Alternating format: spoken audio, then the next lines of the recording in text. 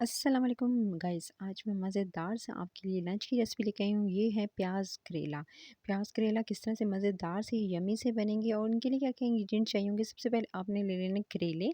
1 KG मैंने करेले लिए हैं। उनको सिंपली मैंने क्या किया था, इस तरह छोटे छोटे पीसेस में कट कर लिया था और इसको अच्छे से वॉश कर लिया था नमक के पानी के साथ।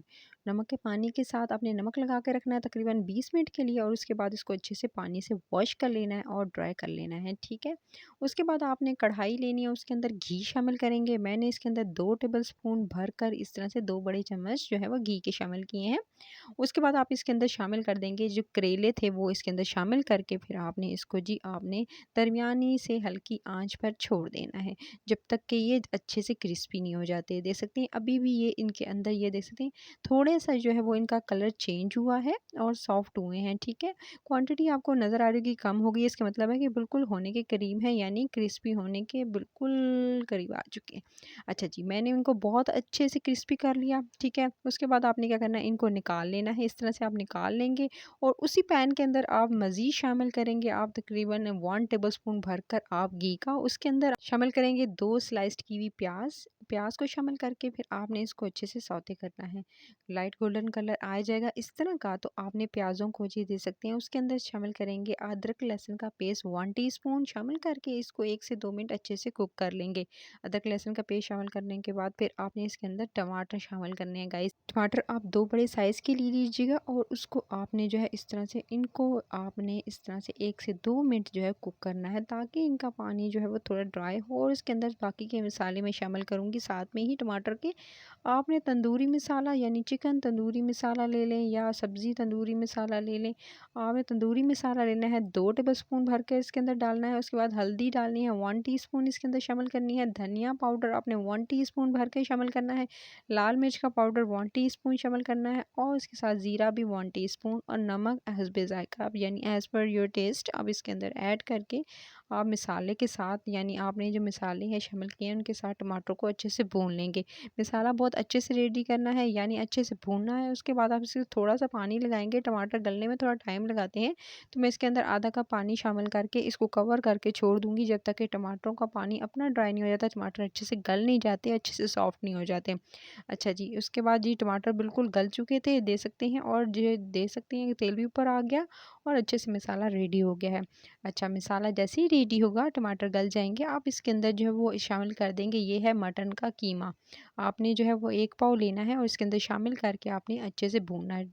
आपने बहुत अच्छे से कीमे को भूनना है ताकि जो है इसका कच्चापन चला जाए और आपने जो है तकरीबन इसे 5 मिनट्स के लिए अच्छे से भुनाई करेंगे।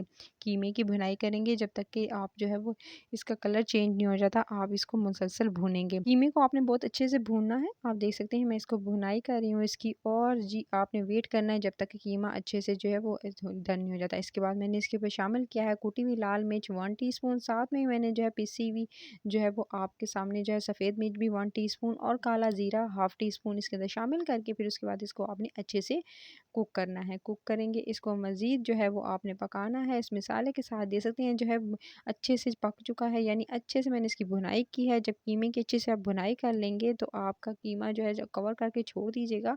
कीमा जैसे ही डन होगा अच्छे से यानी गल जाएगा जो कीमा है वो, उसके बाद आपने इसके अंदर शामिल कर देना फ्राई किए हुए जो आपके पास करेले थे। करेलों को आपने शामिल करके इसके साथ अच्छे से भूनना है कीमे के साथ, और जी फिर आपने इसको मज़ीद आपने जो है वो तकरीबन 5 मिनट के लिए अच्छे से भुनाई इसकी करेंगी कीमे के साथ। और वैसे तो ये दोनों चीज़ें अच्छे से डन हो चुकी थी, लेकिन इनको दोनों को अच्छे से मिक्स करके यानी इतने अच्छे से ताकि इनके अंदर एक अच्छा सा टेस्ट डेवलप हो जाए, आपने दोनों को अच्छे से मिक्स करना है। और मिक्स कर लेने के बाद फिर आपने इनको कवर करके छोड़ देना है।